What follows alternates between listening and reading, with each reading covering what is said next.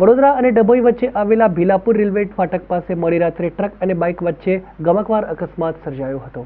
ડભોઈ તાલુકાના ભીલાપુર ગામમાં વસાવા ફળિયામાં 24 વર્ષીય વિક્રમભાઈ શંકરભાઈ રાઠોડિયા, પત્ની આરતીબેન, 2 બાળકો જયા અને પુત્ર સાહિલ સહિત માતા પિતા અને 2 બહેનો સહિતના પરિવાર સાથે રહેતો હતો। વિક્રમભાઈ રતનપુર પાસે આવેલી ચપ્પલ બનાવતી કંપનીમાં 2 વર્ષથી નોકરી કરતા હતા। રવિવારે સવારે 10 વાગ્યાની આસપાસ વિક્રમભાઈ રાઠોડિયા બાઇક પર પત્ની આરતીબેન અને 2 બાળકો જયા અને સાહિલને લઈ કેલનપુર ખાતે સાસરીમાં ગયા હતા।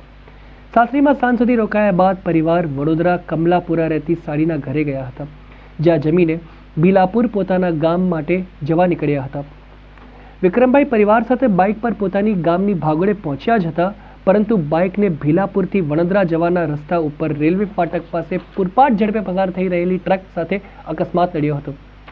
આ ગમકવાર અકસ્માતમાં બાઇક ચાલક વિક્રમભાઈ અને પત્ની આરતીબેન ટ્રકના ડ્રાઈવર સાઈડના પાછળના વ્હીલમાં આવી જતા સ્થળ ઉપર જ તેમનું કમકમાટી ભર્યું મોત નીપજ્યું હતું, જ્યારે તેમના 2 માસૂમ બાળકો બાઇક ઉપરથી ઉછળીને રોડની સાઈડમાં પડતા તેઓને ગંભીર ઈજાઓ પહોંચી હતી।